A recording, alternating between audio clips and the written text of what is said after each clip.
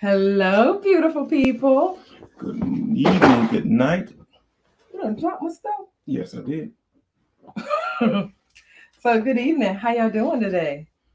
I'm so excited to be back on this Sunday evening that we just really oh my gosh, I was tired today. And I was saying, I don't know if I want to come on and do this. He's like, "Are you kidding me? We got to come on and do this." But so today we're going to talk about interpartner violence or domestic violence in the marriage. And what usually happens is, as well, how we come up with these particular things.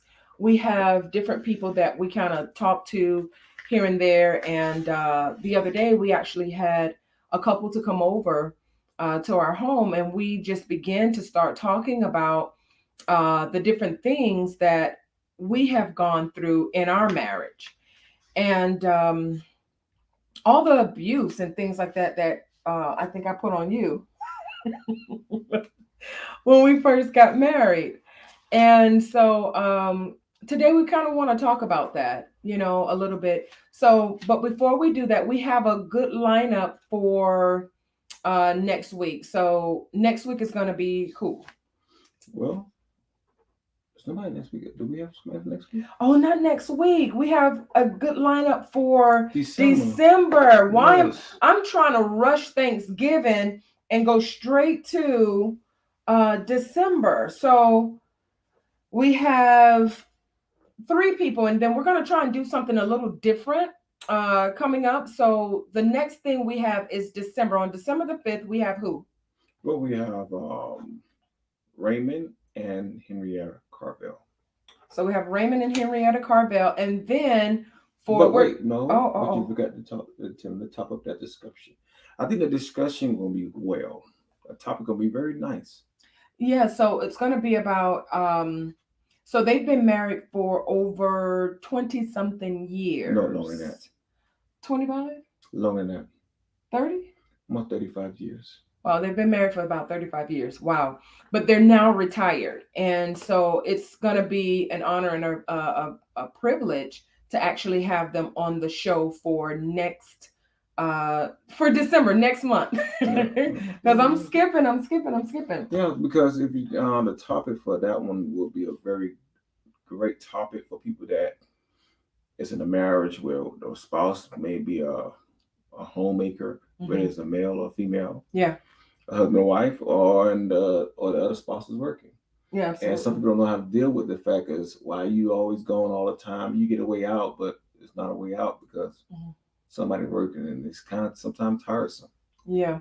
I heard Steve Harvey say one time, or somebody said it. I don't know if it was Steve Harvey or not, but either the man is at home and you have him there and it's just too much, or he's out working and you don't get him enough. So it's like you gotta give or take a little bit. So, and that's vice versa. The women could be working as well and working really, really hard. So we just want to make sure that we cover all bases when it comes to that.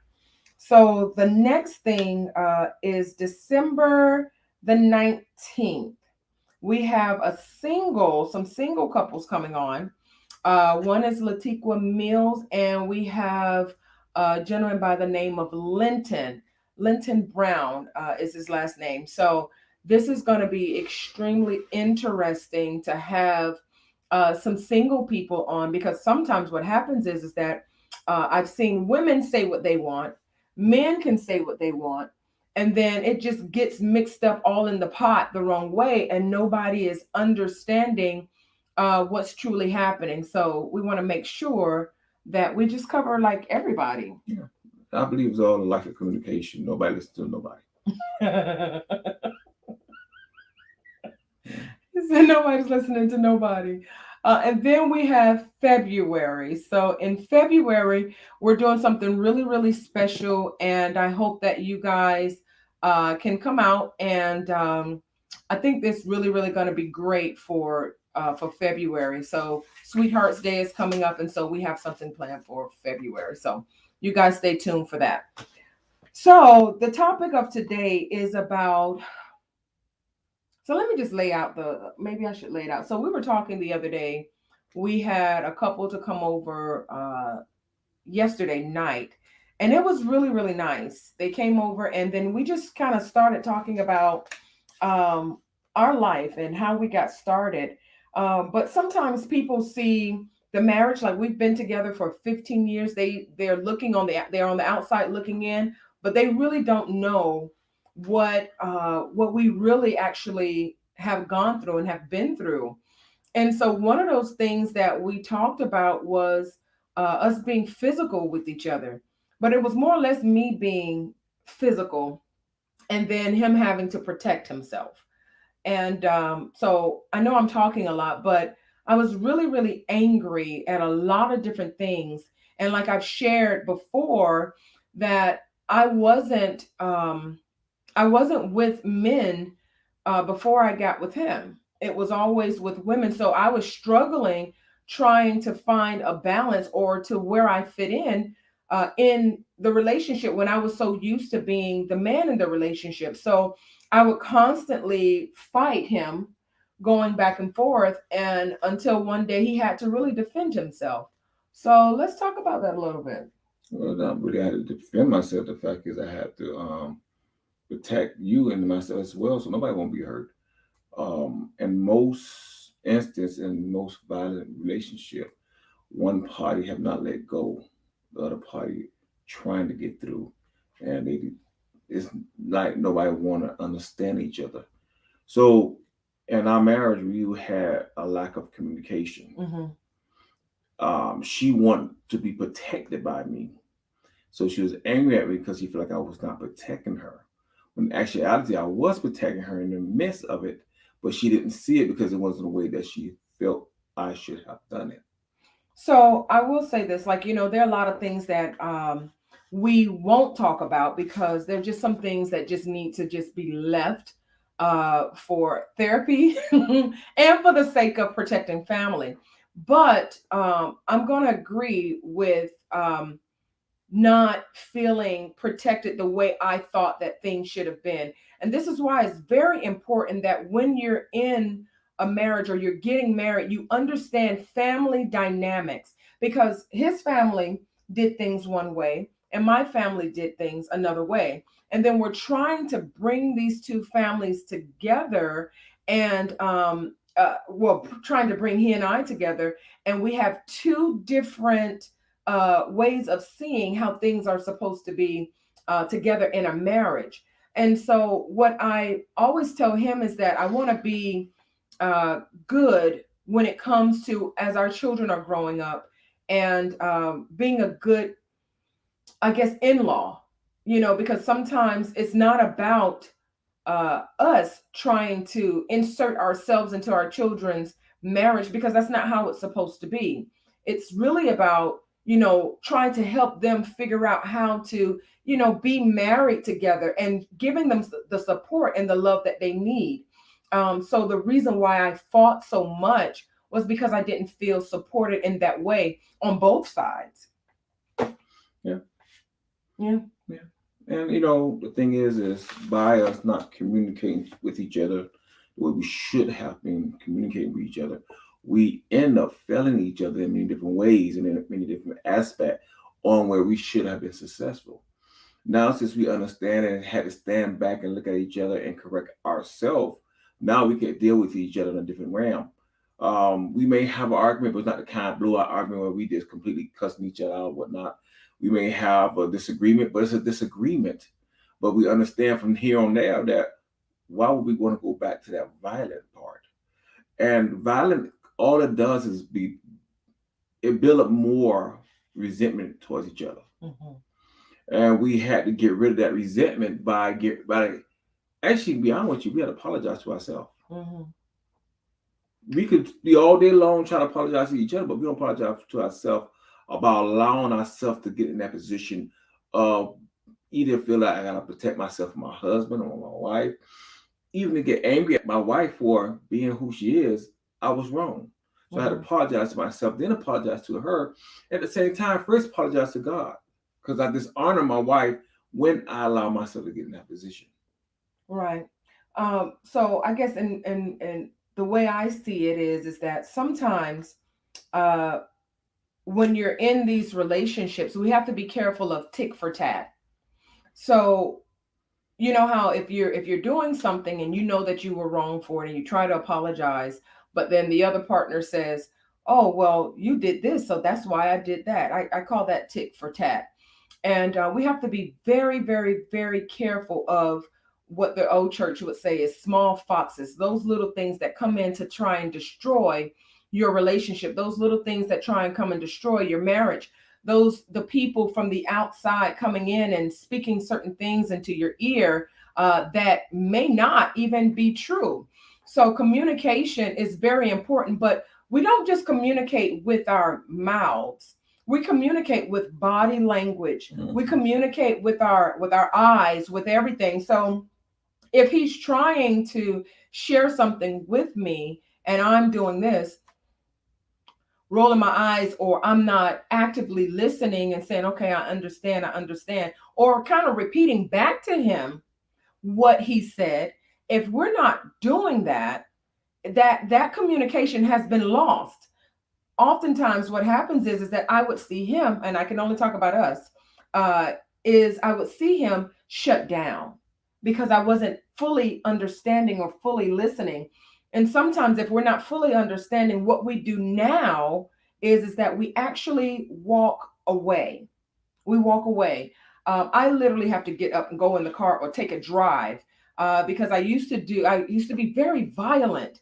And coming from a background of boxing and things like that, I would put my fist through a wall. I even broke my leg trying to get at him, fighting and doing all sorts of crazy things. But he stayed. So why did you stay? That was crazy. Yeah.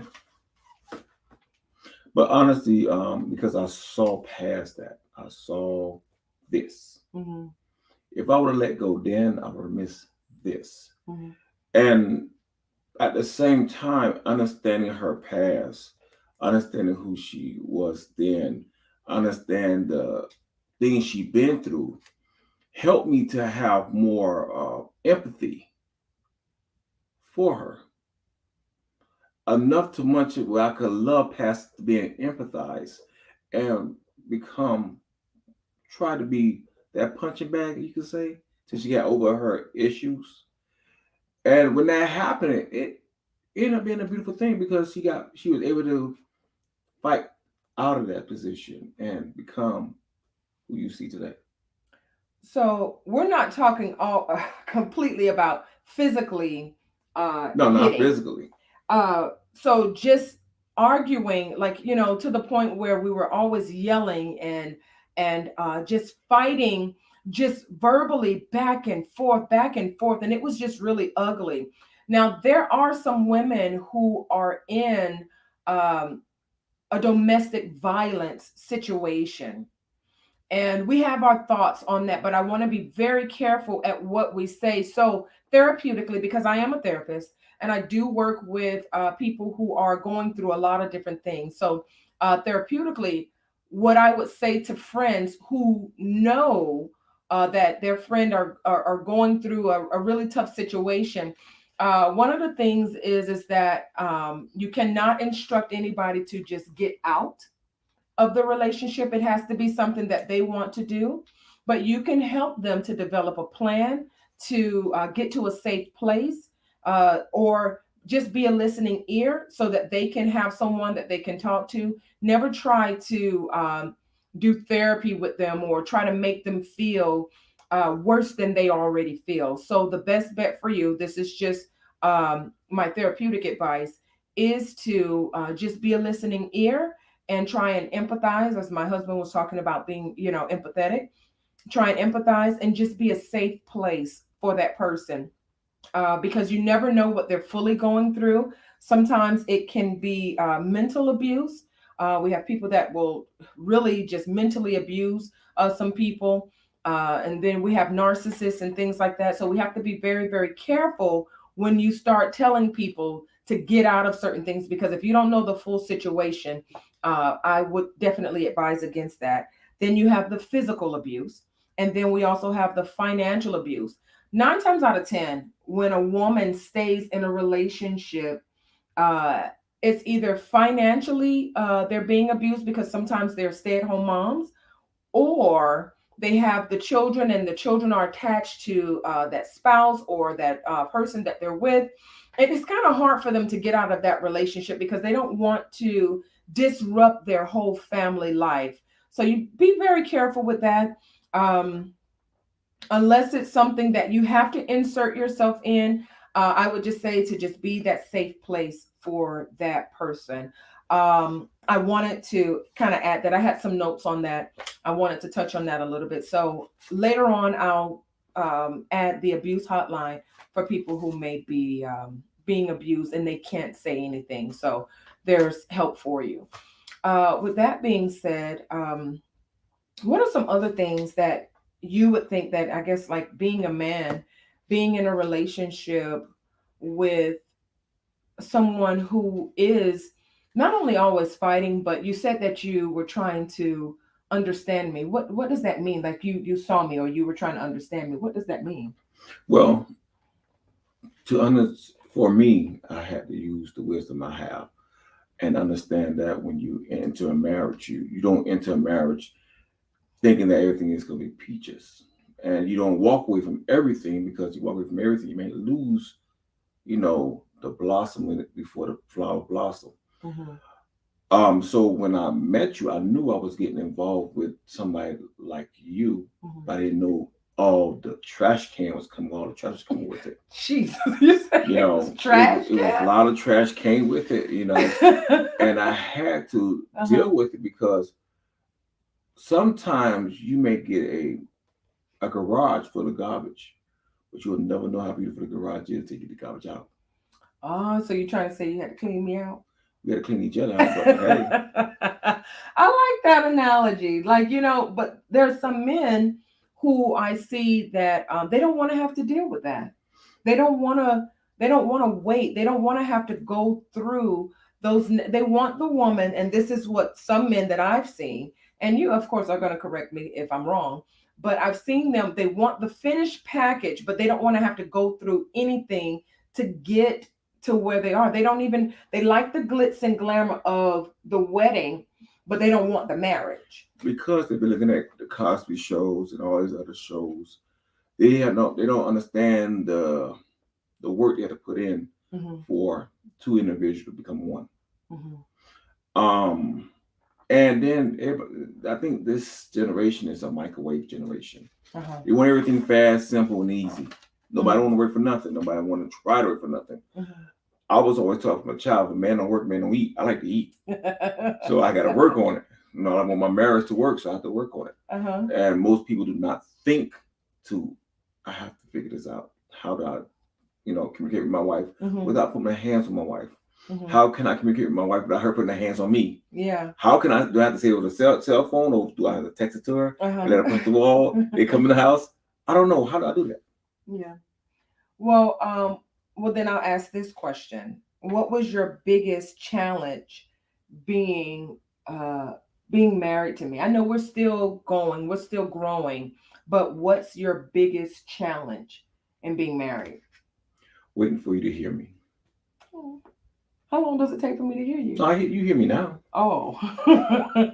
Are you talking about the time that you had to wait, or do you At the still feel? time, I had Oh. to wait. Was the biggest challenge in our marriage was waiting till you hear me Hmm. and understand where I'm coming from and what I'm trying to build to. Mhm. Once you saw what I was seeing, our relationship began to blossom. Hmm. Um, and that's a lot of problem. That was our biggest problem. You wanted me to see just one side of the picture, Hmm. but there was a bigger picture Hmm. to look at. Yeah.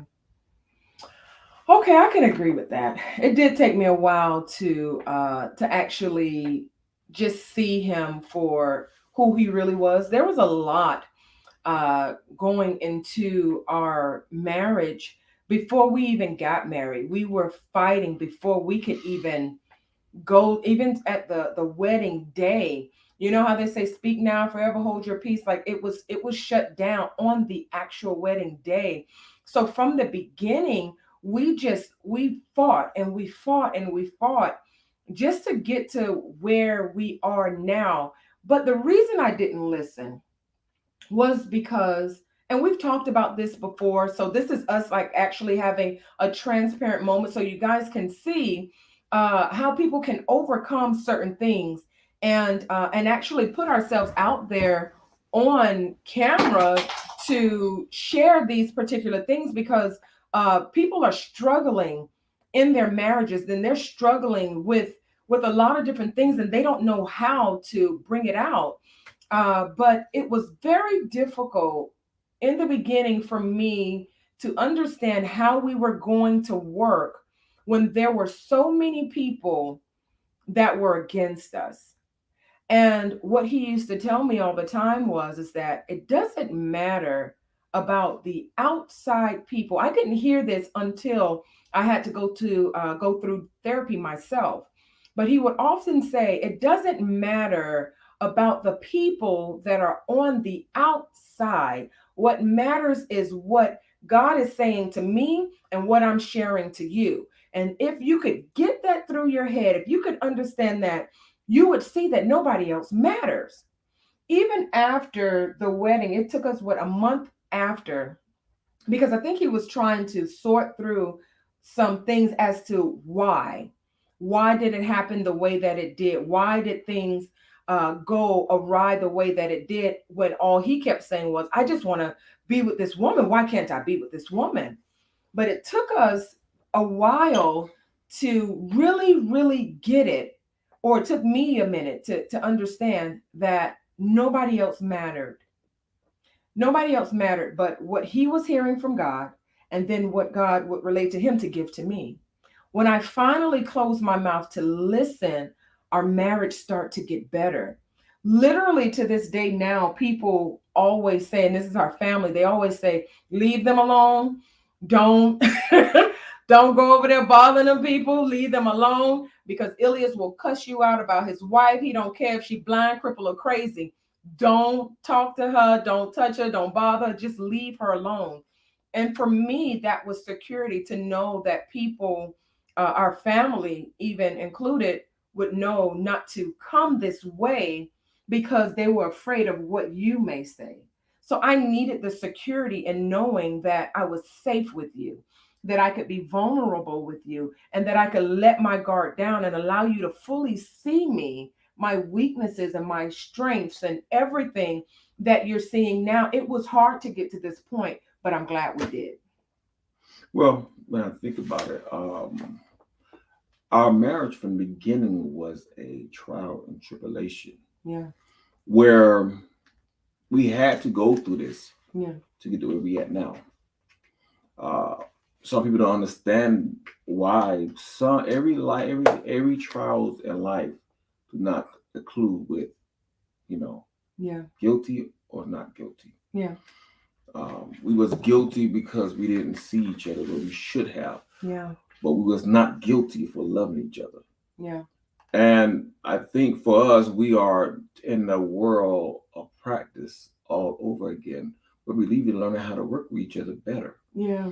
Um, you know, when we come from two different sides of life, some people grew up in a life of violence. Some people grew up in Yeah. a life of peace. Some people grew up in a life where they don't even know how to work for anything in life because Hmm. nobody taught them, or they haven't got a chance to do it themselves. Yeah.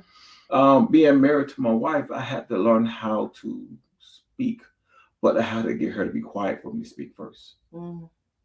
because she was so used to being the protector, Hmm. but she didn't know what she was protecting me from.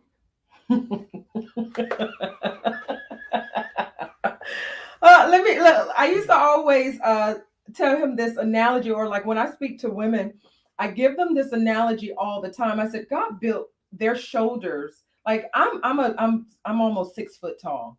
I'm a big woman. I got some big hands. I can fight and everything, but he is definitely bigger than me. His hands are bigger than mine, and it was just amazing to be with somebody as strong as I was mentally and physically. It was amazing to finally be with somebody that I could actually let down everything. And it was, I used to always say this, so I'm just going to say it like how I used to say it. It was nice for me not to be the man. It was really nice for me not to be a man. I was the male, or the in my relationships before Pause. all of this. I'm Pause. pausing. Go ahead. Pause. That statement she said is a big one.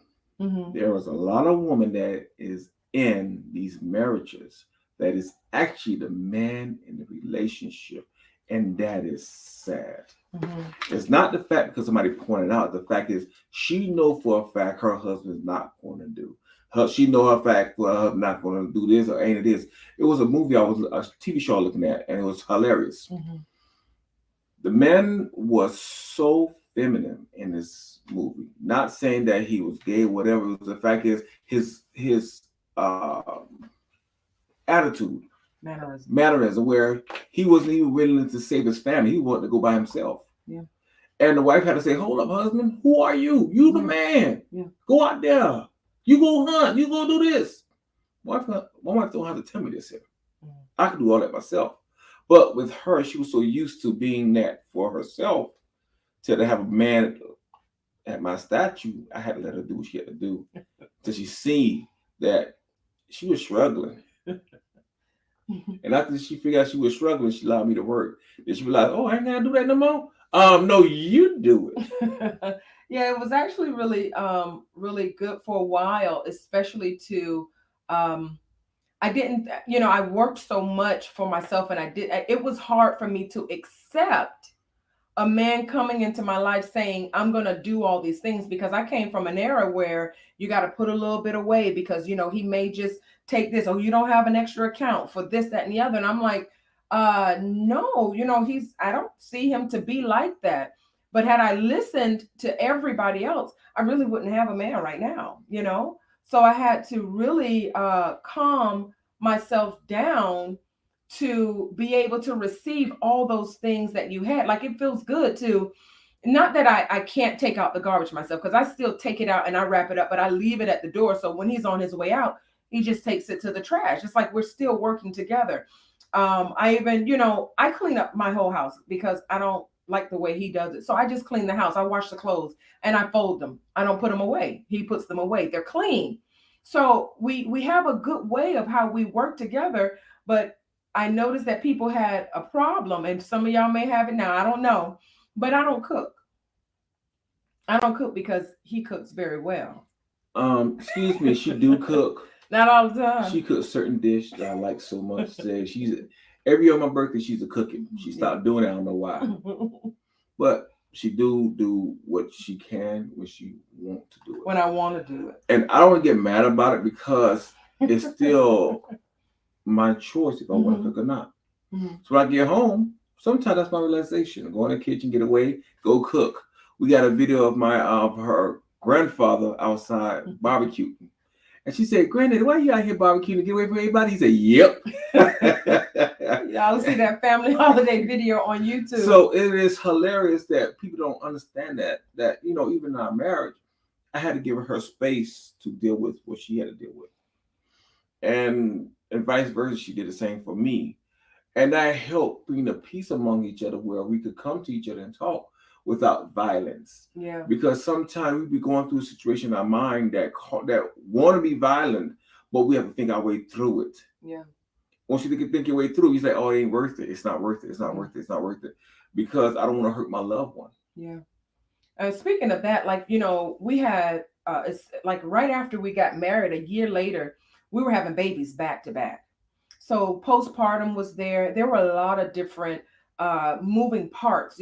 Outside family it was bad. For the first, I would say, 6 years of our marriage. Until we actually saw it. Yeah, it was bad. But once we started, kicking people out, it became better. But what the turning point for me was my daughter, my middle child. She's still like the only child that knows how to she speaks to my heart. She speaks differently to me than all my other children. So nobody has any favorites, but she's really sweet, right? So one day she was like 4 or 5, and she could speak. And I was arguing with her dad, and he left out the door. And she came to me, and she was just crying. She said, "Mommy," and she reached her hands up, and she was like, "I don't like you talking to my daddy this way." And I'm holding her, and she kissed me. She said, if daddy leaves, I'm gonna leave with him, and I'm gonna leave you here by yourself." And I was like, don't leave me. And she said, "You gotta stop talking to my daddy like this. Please don't let my daddy leave. You gotta stop, mommy." And I was just like watching her little face tell me that I was in error. I had to calm all the way down.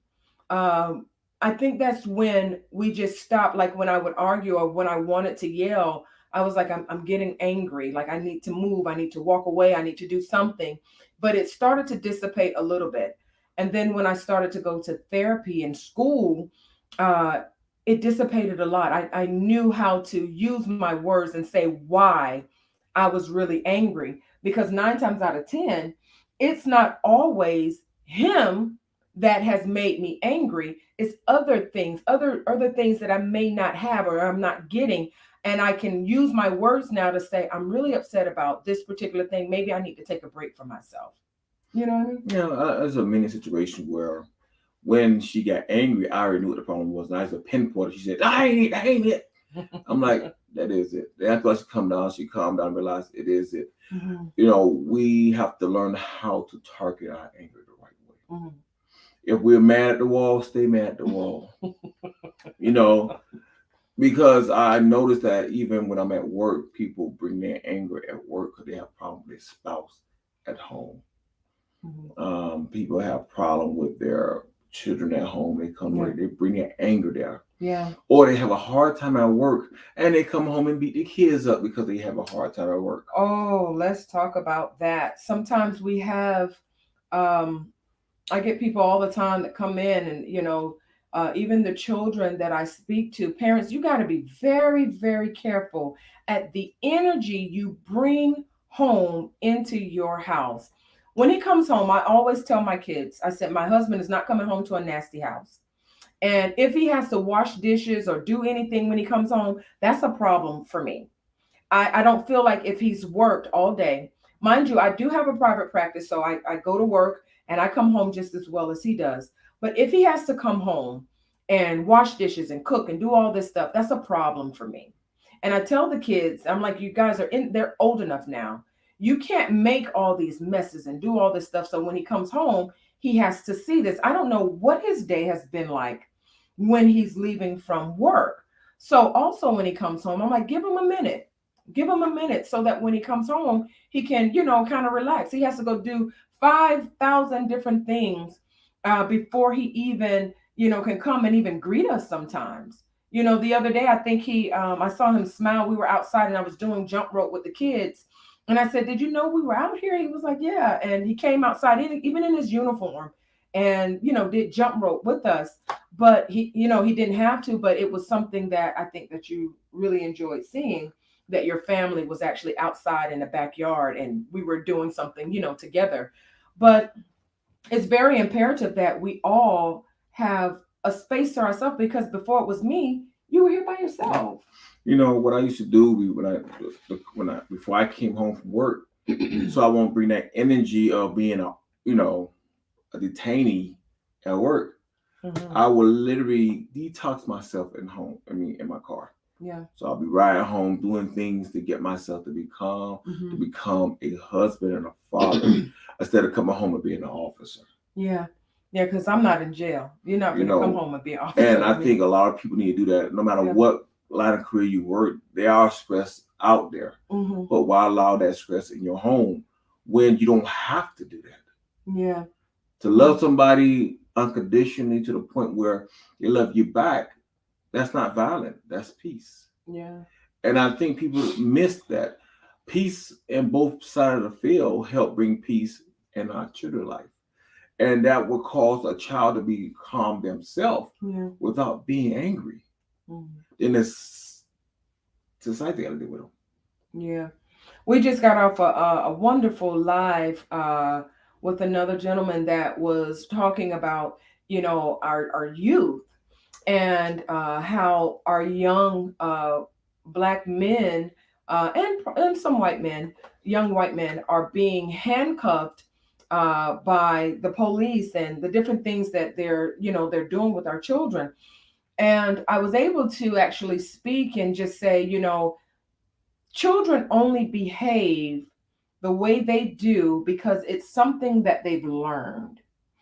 I'm noticing, like, with my daughter, I have a 13-year-old, and I would always tell her, I'm like, you're so aggressive with the way you talk. And one of my guy friends, he said to me, I said, she's just so aggressive, and this is a guy friend that we've known for a long time. He's like her godfather. And he said, well, she sounds just like you. And I said, am I that aggressive? He said, well, when you talk to certain people, you are a little aggressive. He said, you're very stern and you're very straight to the point. And she is mimicking you. And it was kind of a gut puncher, because I said, oh my God, it's true. After sitting and just watching her, she's mimicking everything that I do. Like, I can't even walk to the restroom without her wanting to be near me. Like, literally, this is our escape.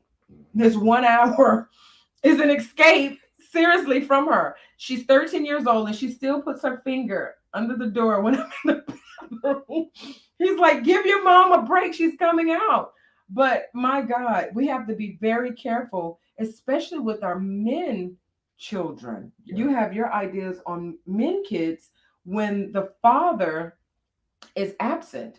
Well, like I said on one show was, it's the father responsibility to show their sons how to love, how to give love. Mm-hmm. And it helps their daughters, and then try to help their daughter to receive love. Mm-hmm. Because if a father not doing his role, and a parent, the mother themselves, have to fight doing it herself, the child grew up somewhat imbalanced per se. Then when a man or a woman come around to love that person, they have a much harder time to love that person because they don't know how to distribute or how to receive. Mm-hmm. One have to be a giver, one have to be a receiver. Mm-hmm. We all can't give at the same time. We all can't receive at the same time. Because we all receive at the same time, but there's nothing in the pot to receive. What are we receiving? Mm-hmm. If we giving out everything, Mm-hmm. there's nothing to retain nothing. Yeah. And I am at my point where I'm looking at my son and I'm teaching him to how to love your mother. Yeah. How to love your sisters. Yeah. And how to do it with peace and not violent. How to speak without being angry, and how to love without hating at the same time. Mm-hmm. That's so we don't have to go to their house and break up anybody fight. Yeah. Or end up having to bond my son out of jail because he was being foolish. Yeah. Yeah. My son, he is 9, and he has 2 older sisters. And I always tell them, I said, he's going to grow up. He's going to be a man. He's not going to always be this small. But I see him always trying to fight for position in the house. When my husband isn't there, my son used to tell, when we lived at this old place, and the maintenance man had to come in, and my son said, my daddy's not here, you need to get out. And he closed the door. Remember I told you that? He closed the door in the man's face. And so the guy, he was knocking on the door again. I came to the door and I said, I'm sorry. I said, but you're going to have to, like, speak to him. And I had to tell my son, I said, you're not the man of the house. But the guy, he actually bent down and he said, you're right, son, make sure that you take care of your mom. He said, but I just need to fix this because I got to do my job. And he was like, okay, but I'm going to watch you.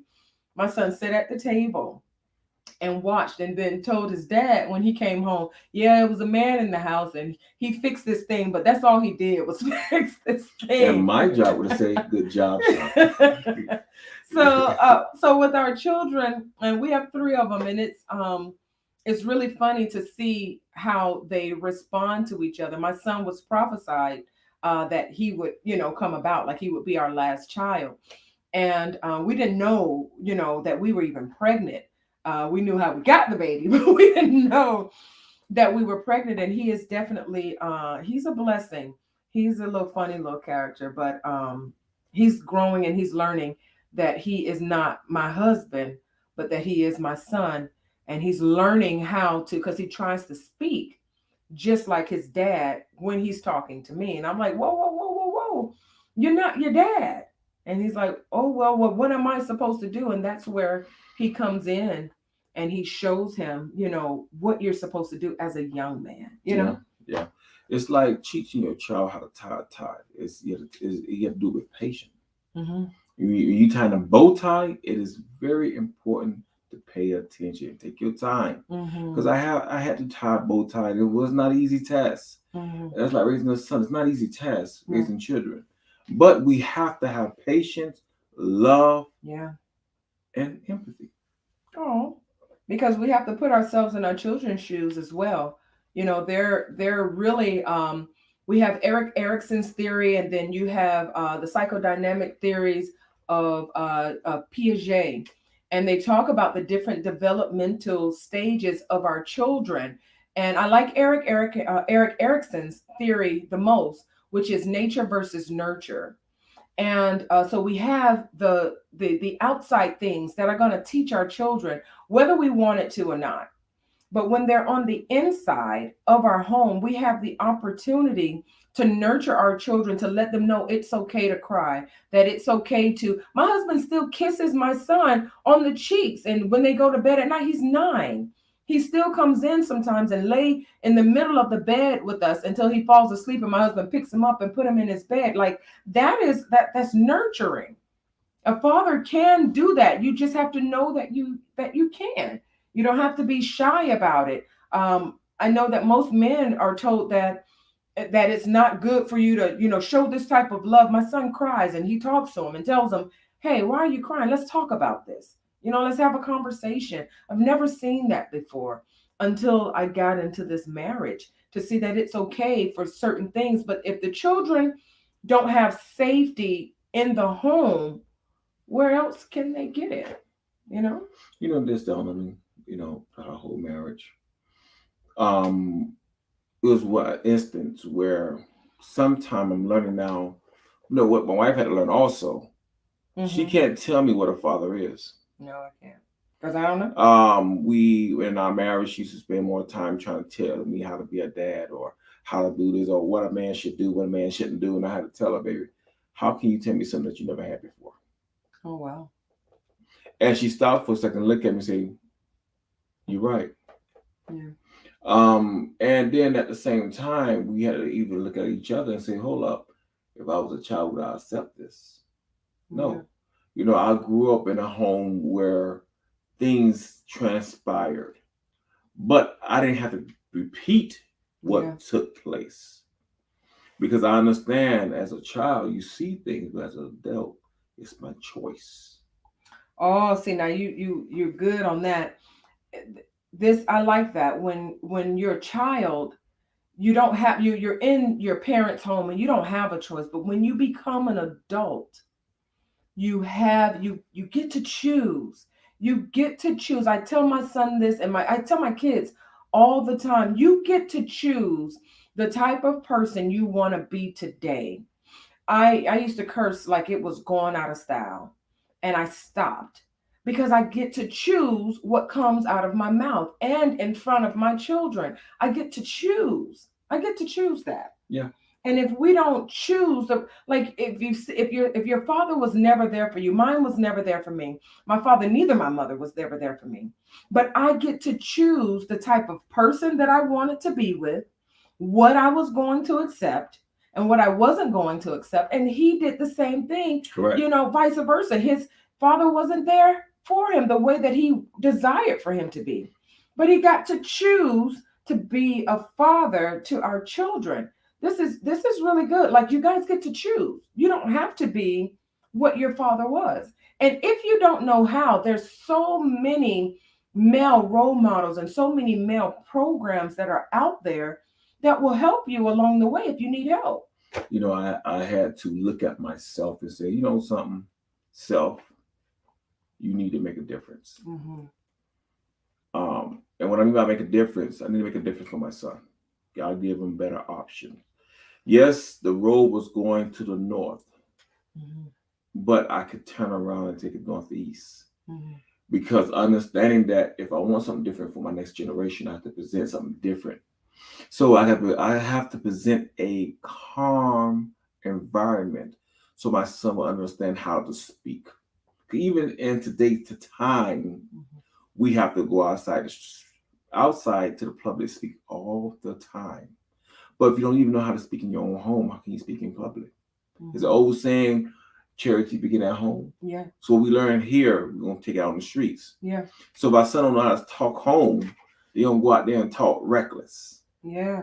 Absolutely. Yeah, we have to be the gatekeepers to teach them. I remember we used to go out and eat, and the people would say, "Your children are so well behaved," and I'm just like, yeah, they have no choice because we teach them this at home. We're eating at home together. Like literally, we do sit to the dining room table. I have a table for a reason. There's nothing on it but fruit and paper towels when we get ready to sit down and eat together as a family.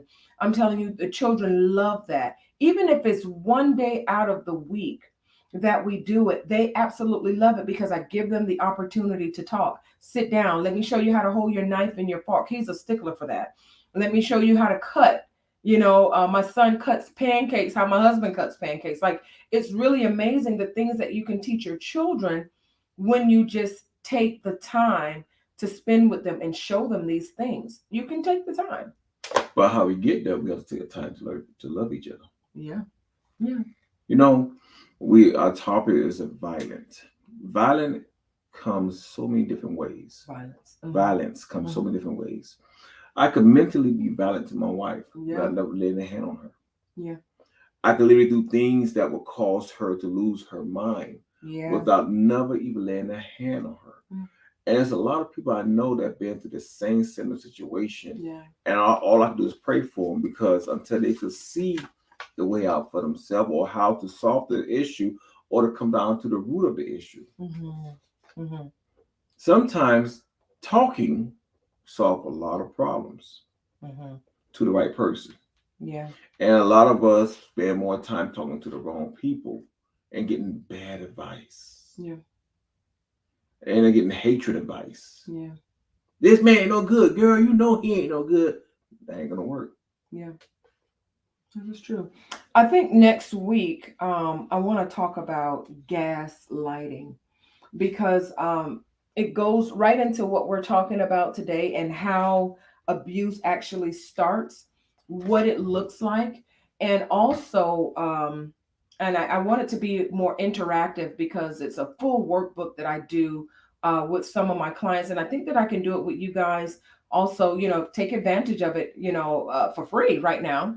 But gaslighting and what that actually is. Some people gaslight in the workplace.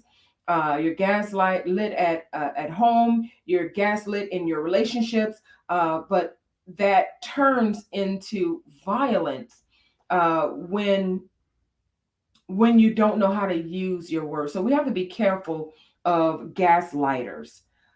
With that being said, we're getting near the time, and I wanted to just give a quick shout out, if I can, Go ahead. and a thank you to Minister Lionel Nelson. He actually gave us a microphone. I think the sound is coming through a little bit better, but he gave us a wonderful microphone. You guys can't see it, or can you? Can I bring it up? It's super, super cool. Can you guys see this microphone? Yay! I probably shouldn't have put my hand on it. But he gifted us this microphone, and I'm so thankful for it. And so I want to just give him a quick shout out to tell him thank you for the stop messing with the buttons. I want to tell thank you for the microphone. So if you're watching, if you're listening, even if your wife is on, thank you so very much for the microphone. It does help with the feedback. Yeah.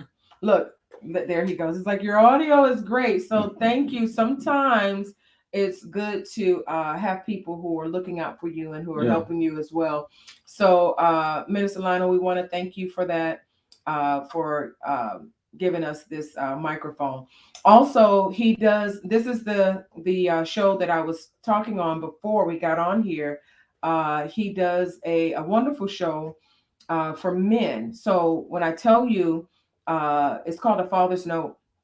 When I say that there are some examples and some role models out there, he's definitely a role model, that somebody that I've looked up to, and how he actually is with his daughters. So sometimes God will send examples of what a father looks like as well, and not only with him, just in general.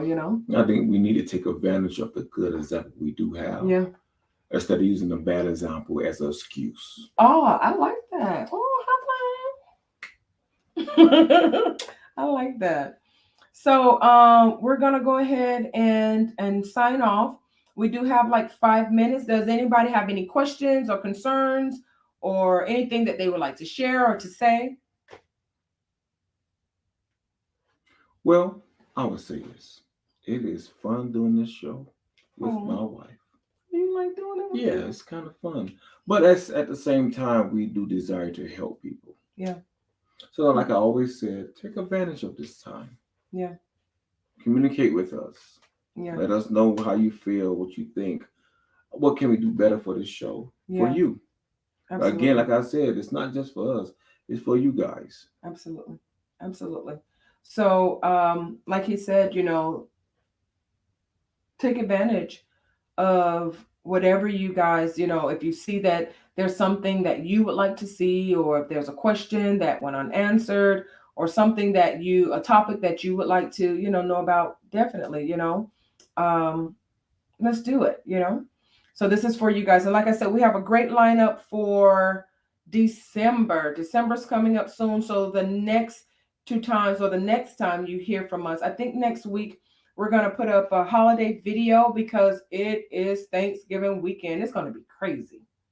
Yeah, they say Thanksgiving's for the family. I believe Mm-hmm. it should be, and that's where it lies at. It's the time when families should be able to come together and say, "I love you," Mm-hmm. or "I miss you," or however it goes. Mm-hmm. But there are so many turmoils in family till we forget to heal from it, and Yeah. some of it be so long till you forget what the issue is, but we still hold on to it. Yeah. We got to so I always tell my clients, they say that, oh, I can't let it go.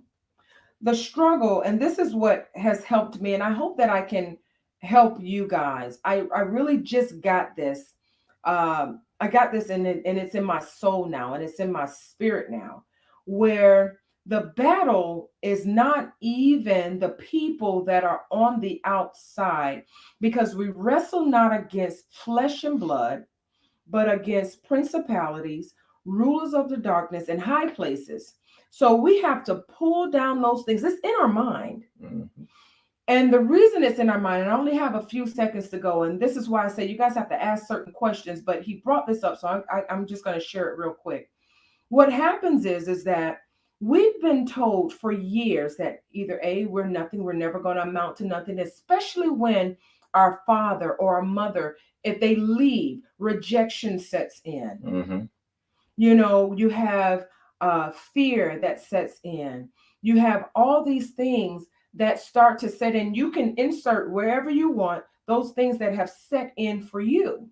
Yes. And what happens is that we tell ourselves these things over and over and over and over, to where we start to believe it. So when something good comes, we we fight against it, because it's not something that we've ever seen before. Correct. So what we are overcomers through the pulling down of those things. So we have to pull down those wicked imaginations. You got to pray for your mind. You got to pray for your mind. And while you're praying for yourself, then you can start to pray and help somebody else. Correct. Because I can't do any of this that I am doing without having something to keep me grounded. Mm-hmm. If I continue to allow the enemy to keep speaking to me, then where would my children be? I didn't have my father or my mother, but I am in a relationship with a whole man who was here for me for 15 years. We've been together. I was not supposed to make it. I was a lesbian. My mother was a drug addict. My father was as well. I was supposed to be that as well. And see, that's what was told to her. But it was again her choice to Absolutely. make that change. Absolutely. It was my choice to love her. It was her choice to love me back. Oh, very good. Very good. Choices is important to a relationship. Yeah. I Yes. could choose to be abusive. I could choose to be peaceful. Yeah. I could choose to pay my bill. I could choose to gamble my money. Yeah. Yeah. And we have to learn to make good choices. Yeah. Surround ourselves with people that can help us be grounded in our relationship. Absolutely. Because we have too many people that have single angry spouses or single angry friends Yeah. that telling them the wrong things to do. Yeah. And it feeds in to the things that are already there in your mind. So we have to be careful. There's a song, I think I said this before, be careful, little mind, what you think. Be careful, little ears, what you hear. For the Father up above is looking down with love. So we have to be careful of all these things that we see, hear, everything. We have to be very, very careful. So next week I would love to speak about like I said, oh my gosh, I wrote it down. Not fire starters, but gaslighters. Yes. Well, they're fire starters. And we're going to go ahead and end the show. Are there any questions? Are all hearts and minds clear? Amen. Any questions? Any concerns? If not, we're going to go ahead and end. And we just talk marriage next week. We'll talk some marriage next week. Thank you guys for joining in. It was definitely a pleasure speaking with you guys. Like I said, if you have any questions or concerns or any thing that you would like to add later, you can always email us as well. So you'll find it on the homepage. Yes. Okay. And leave us some more comments if you want to. All right. God bless you guys. Thank you so much. Thank you. Bye. Good night. Good night.